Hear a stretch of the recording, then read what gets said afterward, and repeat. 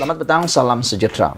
Beberapa jam selepas Haji Jinor mesah mendapat 44 sokongan daripada Adun Sabah dan sah masih kekal sebagai Ketua Menteri Sabah, ini akhirnya Safi Afdal buka cerita, buka mulut, bukan terngangah, bukan terngadah, bukan kerana terkejut, bukan juga kerana menyesal, bukan juga mau menangis, tetapi beliau nyatakan sesuatu yang anda tak pernah tahu dan tak pernah fikir.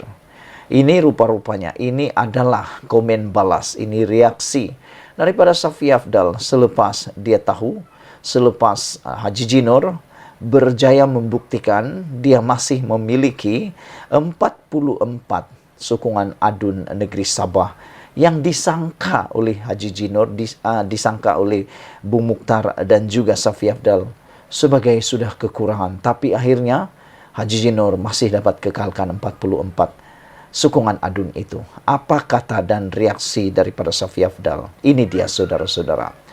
Safi kata, bukan isu jumlah SD, tapi akta anti lompat parti. Wah, untuk makluman kamu semua, negeri Sabah belum lagi mewartakan, belum lagi meluluskan dan belum menerima akta anti lompat parti untuk Dewan Undangan Negeri Sabah. Untuk persekutuan, iya, sudah diluluskan. Tetapi di Sabah, akta anti lompat parti belum diluluskan. Dan ramai orang tanya, cakap dengan saya, bukankah undang-undang lompat parti itu sudah diluluskan dalam perlembagaan persekutuan di persekutuan, dan kalau sudah lulus dalam perlembagaan persekutuan sepatutnya boleh guna sudah di negeri, kata mereka. Sebenarnya jawapan itu tidak tepat. Undang-undang anti lompat parti hanya terpakai di Dewan Undangan, Dewan Rakyat atau di Parlimen dan mana-mana negeri yang telah meluluskannya. Tetapi untuk Sabah, rang undang-undang anti lompat parti belum lagi diwartakan dan belum diluluskan. Jadi oleh sebab itulah, siapa-siapa yang melompat, Adun di Sabah yang melompat, tidak ada penyingkiran ataupun tindakan yang boleh dilakukan kepada mereka. Itu sebabnya ramai orang kata, keadaan politik di Sabah ini tidak akan aman dan tidak akan pulih selagi akta anti lompat parti ini belum lagi diluluskan oleh Dewan Undangan Negeri Sabah.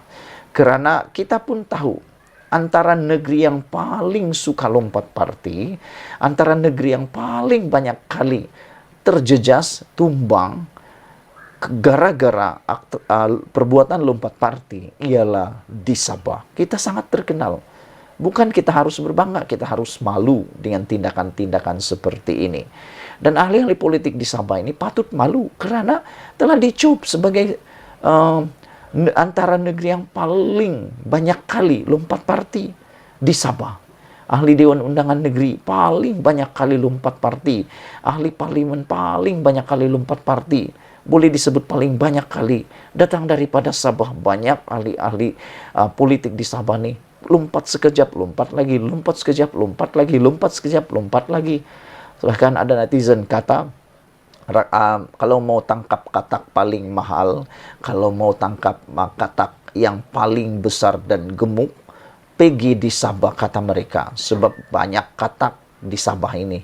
Dalam longkang ada, dalam jalan raya ada, di atas jalan raya ada, dalam hutan ada, dalam rumah pun ada, kata mereka. Kamu setuju dengan itu? Terpulanglah pada anda. Pandai-pandailah kamu tulis dengan katak-katak itu. Hari ini, Presiden Parti Warisan Sabah, Datuk Muhammad Safi Afdal, kekal dengan pendirian menggesa Pengerusi Gabungan Rakyat Sabah JRS, Datuk Seri Haji Jinor, supaya mengikut Perlembagaan Negeri Sabah mengenai kedudukan beliau sebagai Ketua Menteri Sabah. Beliau berkata, dakwaan sokongan daripada 44 ahli Dewan Undangan Negeri Adun yang diperoleh Haji Ji tidak perlu dikemukakan. Kalau dia ada nombor, kita pun ada nombor. Jadi tak payah cerita mengenai nombor. Nombor yang dia dapat daripada orang warisan bukan Adun warisan. Nombor orang UMNO, semua itu memang nombor. Kata beliau.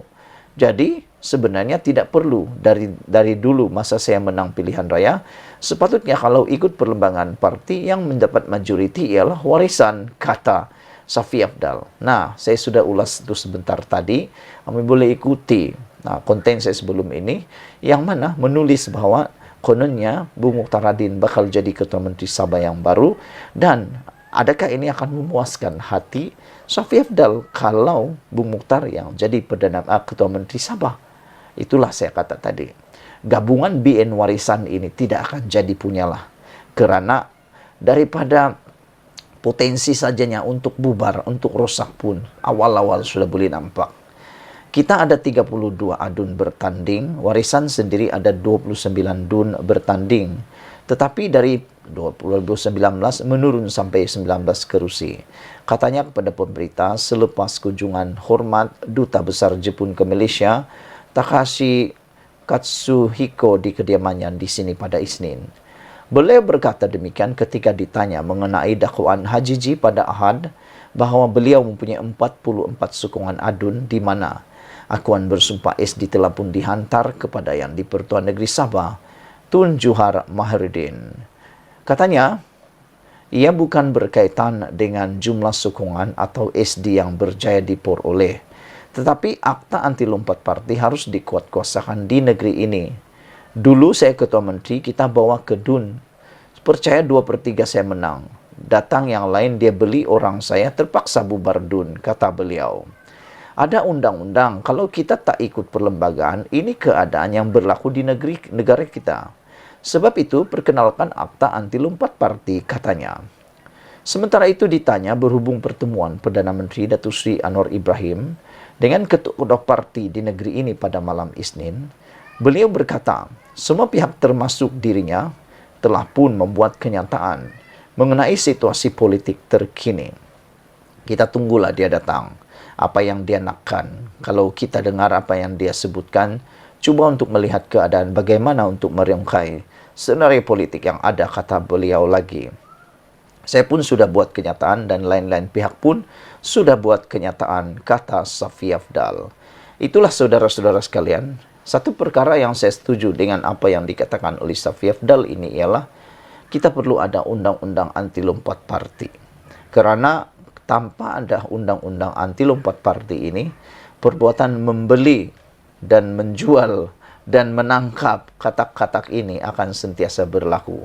Seperti yang dinyatakan, diakui sendiri oleh Safi Afdal ini, dulu saya Ketua Menteri, kita bawa ke DUN, percaya 2/3 beliau menang.